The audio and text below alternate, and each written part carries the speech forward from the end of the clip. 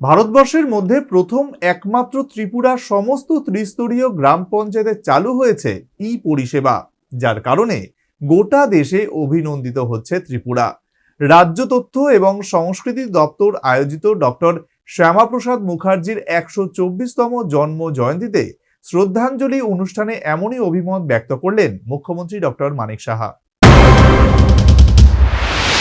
গোটা দেশের সাথে রাজ্যেও পালিত হল ডক্টর শ্যামাপ্রসাদ মুখার্জির ১২৪তম জন্ম জয়ন্তীতে শ্রদ্ধাঞ্জলি অনুষ্ঠান।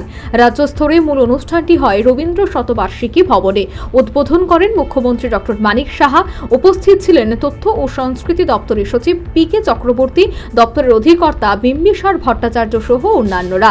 অনুষ্ঠানে ভাষণ রাখতে গিয়ে উদ্বোধক তথা মুখ্যমন্ত্রী ডক্টর মানিক সাহা বলেন, শ্যামাপ্রসাদ মুখার্জির মতো কিংবদন্তিদের দেখানোর পথেই কাজ করতে চায় সরকার, যার কারণে সমাজের প্রতিটি স্তরে ধাপে ধাপে অগ্রগতি এবং উন্নতির পরিকল্পনা হাতে নিয়ে কাজ করছে রাজ্য সরকার।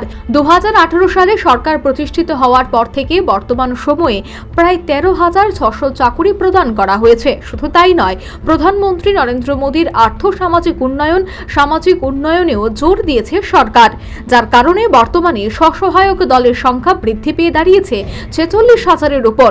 এর ফলে উপকৃত হচ্ছেন গ্রামের মহিলারা। শুধু তাই নয়, রাজ্যের স্বাস্থ্য পরিষেবার উন্নতি করার লক্ষ্যে সরকার ১৮০ কোটি টাকা ব্যয়ে তৈরি করেছে সুপার স্পেশালিস্ট ব্লক, তৈরি হয়েছে ডেন্টাল কলেজ, নার্সিং কলেজ।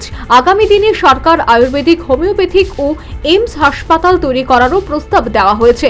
একটা গঠন এবং পরিকল্পনামূলক টিম কাজ করার কারণেই রাজ্যে এই উন্নয়ন সম্ভব হয়েছে বলে মন্তব্য করেন মুখ্যমন্ত্রী। চাকরি নেই সব কথা বলে গত যে আমি পঞ্চায়েতে আমি বলছিলাম যে ১৩,৬০০-র মতো চাকরি, শুধু গভর্নমেন্ট চাকরি আমরা এই ২০১৮-র পর থেকে আমরা দিয়ে এসেছি। আর তো কন্ট্রাকচুয়াল সার্ভিস আপনারা আমি গিনলাম না, মানে আমাদের যে আউটসোর্সিং তাও গিনলাম না, এরকম বহু চাকরি। আর চাকরি দিয়ে সবাইকে খুশিও করা যাবে না। এন্টারপ্রেনারশিপ, আমাদের প্রধানমন্ত্রীর যে স্কিমগুলো আছে, start up India, stand up India, SHG গ্রুপের আমাদের যেখানে ৪,০০০ থেকে ৫,০০০ ছিল, সেই জায়গায় আমাদের প্রায় ৪৬,০০০ এসএইচজি গ্রুপ হয়েছে। তাদেরকে রিভলভিং ফান্ড দিচ্ছি আমরা। আর্থসামাজিক উন্নয়ন, সামাজিক উন্নয়ন সব দিক দিয়ে, এডুকেশনে বলুন, স্বাস্থ্য বিভাগে বলুন, এখানে সুপার স্পেশালিটির আমরা এবার যে আপনারা নিশ্চয়ই দেখেছেন গিয়ে প্রায় ১৮০ কোটি টাকা খরচ করে সুপার স্পেশালিটি এজিএমসি ওখানে আমরা একটা বিল্ডিং বানিয়েছি। কাজও শুরু হয়ে গেছে। ৯টা সুপার স্পেশালিটি। কথায় কথায় আমাদের সব পেশেন্টরা বাইরে যেত, অনেক কমে যাচ্ছে আস্তে আস্তে করে, একদিনে সম্ভব হবে না। ডেন্টাল কলেজ হয়েছে, নার্সিং কলেজ হয়েছে, হোমিওপ্যাথিক আয়ুর্বেদিকের জন্য আমি নিজে গিয়ে কথা বলেছি, সে আমাদের অফিসারকেও পাঠিয়েছি। এবার গিয়ে এইমসের কথাও বলে এসেছি।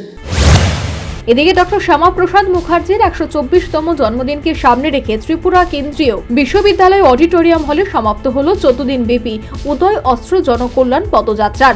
উপস্থিত ছিলেন মুখ্যমন্ত্রী ডক্টর মানিক সাহা, বিধায়ক রামপ্রসাদ পাল, বিজেপি রাজ্য সভাপতি রাজীব ভট্টাচার্য সহ আরও অনেকে। অনুষ্ঠানে ভাষণ রাখতে গিয়ে মুখ্যমন্ত্রী ডক্টর মানিক সাহা দেশ ও সমাজ রক্ষায় প্রত্যেককে স্বচ্ছতার সাথে কাজ করার আহ্বান জানান। আমরা কাজ করব, মানুষের জন্য কাজ করব, আমার রাজ্যের জন্য কাজ করব, দেশের জন্য কাজ করব। আর সেখানে ট্রান্সপারেন্সি থাকবে, অস্বচ্ছতা থাকবে না। রাজনীতির জায়গায়, কিন্তু মানুষের জন্য কাজ করতে হবে। This very important. Doctor Shyama Prasad মুখার্জির ১২৪তম জন্ম জয়ন্তীকে সামনে রেখে রাজ্যব্যাপী প্রতিটি অনুষ্ঠানে সাধারণ মানুষের ব্যাপক উৎসাহ পরিলক্ষিত হয়। Bureau report, news vanguard.